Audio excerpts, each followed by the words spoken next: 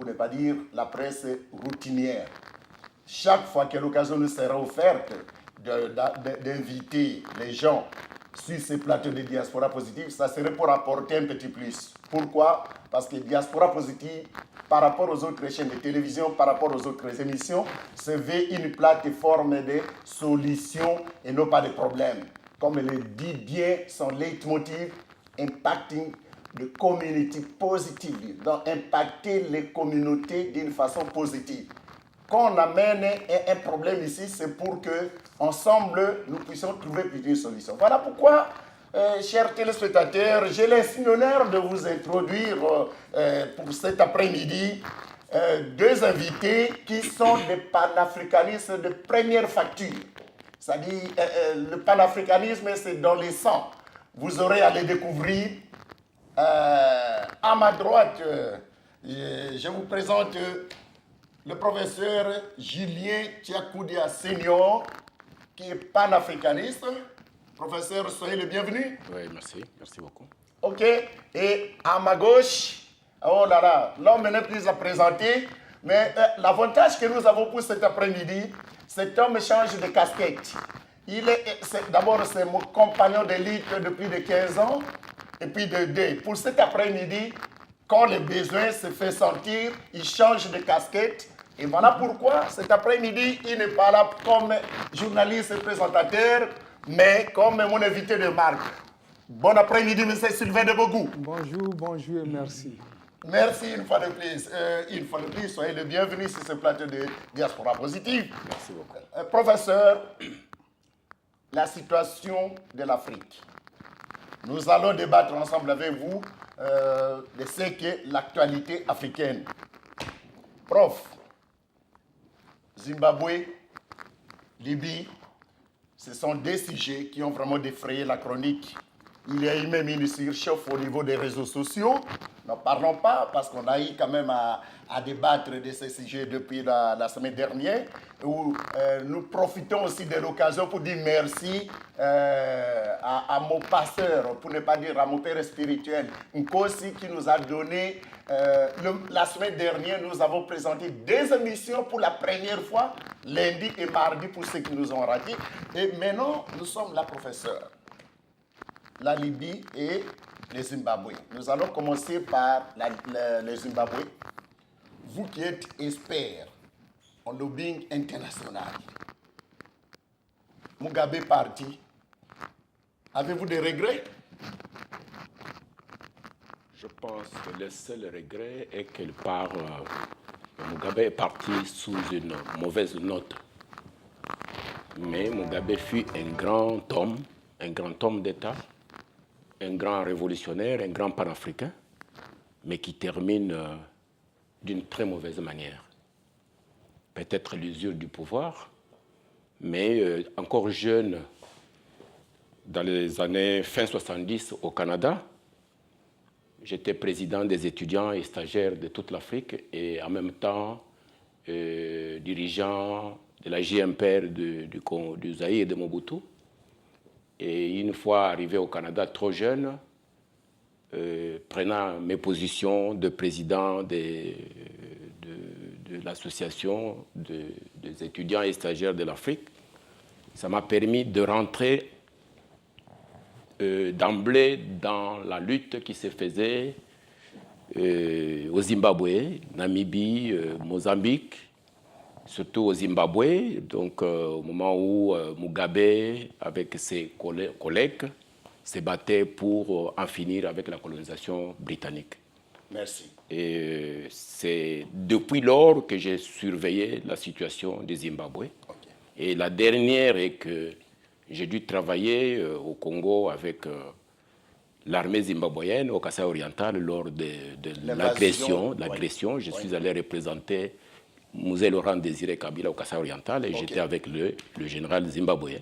Donc je vais rentrer là-dedans un peu plus tard. Mais ce que j'ai dit, Mugabe fut un grand monsieur. J'aurai l'occasion de parler un peu de lui tout à l'heure. Mais il termine sur une mauvaise note. Voilà le regret. Et beaucoup. Mugabe, comme je l'appelle toujours, le vieux renard est parti. Il n'est pas encore parti pour moi parce qu'il est là.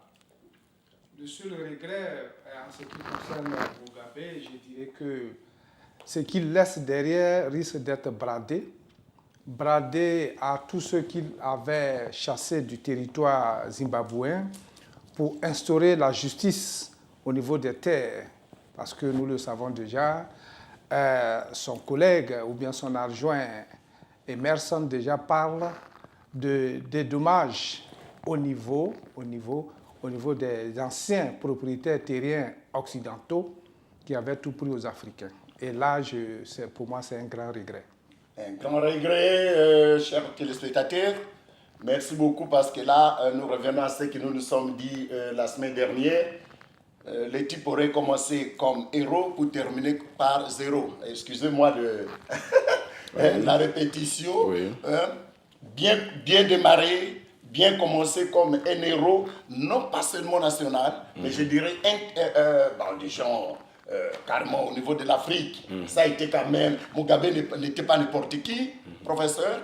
Il a bien commencé comme héros, Robert Mugabe est né en 1924. Oui. Au moment où il vient au monde, et la colonisation venait de commencer de son pays, qui s'appelait à l'époque la Rhodésie du Sud, parce qu'il y avait la Rhodésie du Nord, qui est aujourd'hui la Zambie, et la Rhodésie du Sud, qui est devenue Zimbabwe. Ouais. Donc, il faut retenir que Mugabe n'est pas n'importe qui. C'est quelqu'un qui a étudié beaucoup, Oui. et qui était un enseignant aussi de carrière, qui voulait transmettre aussi ce qu'il connaissait. Oui. Et c'est en 1963 que Mugabe fonde son parti, ZANU, à partir de l'exil en Tanzanie, à Dar es Salaam. Mais c'est en 1980 que son pays est libéré. Et de 1980 à 1987, il devient Premier ministre de Zimbabwe libre.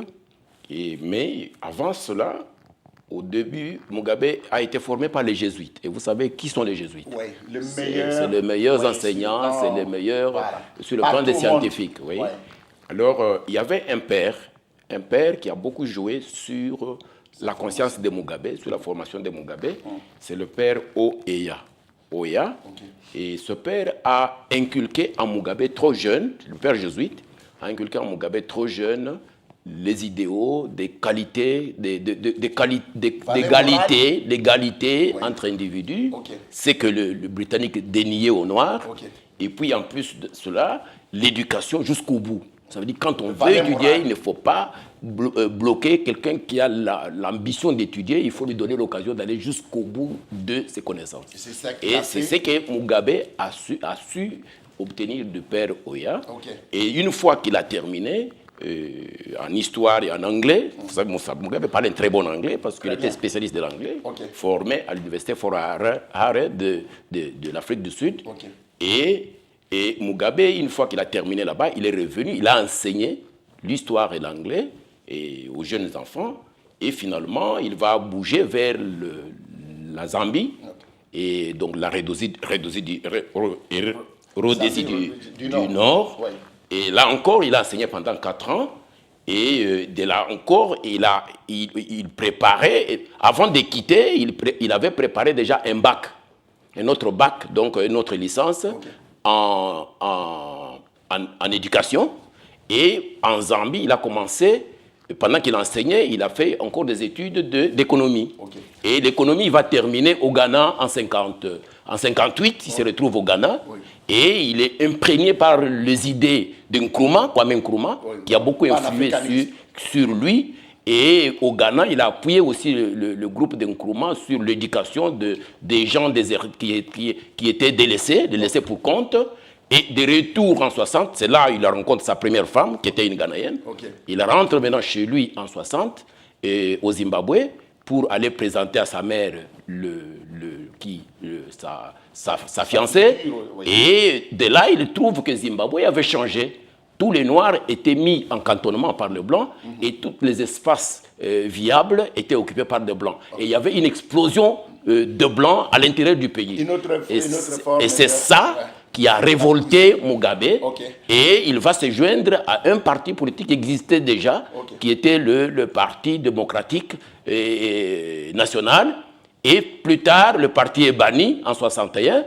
Et Mugabe va rejoindre Joshua Nkomo. Vous avez entendu parler de Joshua Nkomo avec Zapu.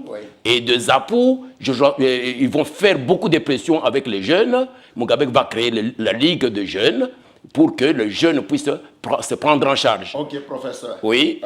Parce que là, nous courons vraiment derrière les Voilà. De Bogou, vous qui êtes également panafricaniste, ça, chers téléspectateurs, c'est notre immense joie de cet après-midi d'être entouré de deux géants, des gens qui adorent le panafricanisme. À part ce que le professeur vient de décrire, ça c'est vraiment c'est un tableau, je dirais, élogié. Mais je n'ai pas encore terminé parce que... nous allons, parce que là... Et c'est ce combat qui va amener à la libération.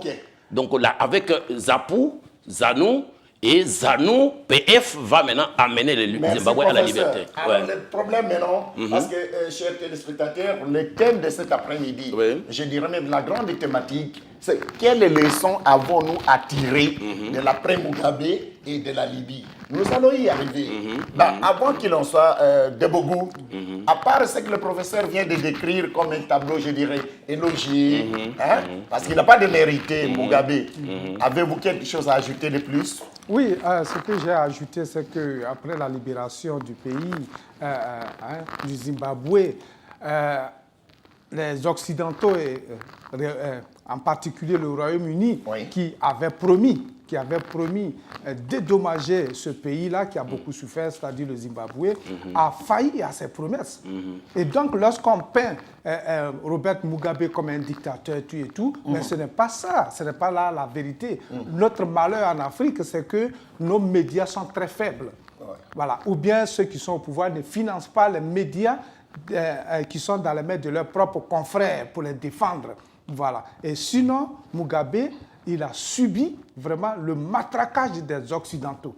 Et voici ce qu'il a tenu bon. Et le vieux Renard a tenu bon. Jusqu'au bout. Voilà, a tenu bon jusqu'au bout. Et jusqu'à ce que, pour moi, jusqu'à ce que cette trahison arrive au dernier moment, au moment où il a 93 ans. Mais je voulais ajouter une chose là. Je voulais ajouter une trahison. chose. Trahison. Je voulais dire une chose, c'est que moi je pense que Mugabe a eu beaucoup de pression au niveau même international. Au niveau international, parce que une fois qu'il a retiré la terre, les fermes aux Blancs de Zimbabwe, et il a eu beaucoup de pression à la fois interne et externe. Et aussi le boycott économique qui n'a pas profité à l'économie de Zimbabwe. Mais moi je pense que Mugabe, ayant suivi Nyerere, parce que le grand support qu'il avait eu à l'époque, c'était Nyerere, Julius de Tanzanie. C'est là où il a créé la ZANU en 1963. Et en plus, Kaunda que vous avez vu à la dernière négociation. Et si vous regardez le cas Julius Nyerere en Tanzanie, parce que ma thèse de doctorat était sur Julius Nyerere. Le socialisme. Julius Nyerere, quand il a lancé le socialisme africain, donc Ujamaa Nekuditengene, Ujamaa Nimoyo, donc il a eu aussi beaucoup de pression au niveau international. Je me souviens, mon professeur de sociologie, au moment où je dois aller sur place en 84 pour aller passer 3 mois en Tanzanie, pour faire ma recherche sur de doctorat sur terrain. Et mon professeur, un grand professeur de l'Université de Montréal, le professeur Jacques Gramaison, que tout le monde connaît au Canada, me pose la question, mais Nyerere a déjà échoué. Qu'est-ce que vous allez chercher là-bas? J'ai dit que laissez l'histoire juger Nyerere. Laissez même 100 ans que l'histoire juge Nyerere. Aujourd'hui, la Tanzanie est devenue un pays stable, moderne et tout ça. Mais ce que Mugabe aurait dû faire, c'était pas d'aller avec l'Occident en choc à tout moment, parce que Nyerere, à un certain moment, il avait laissé le choc.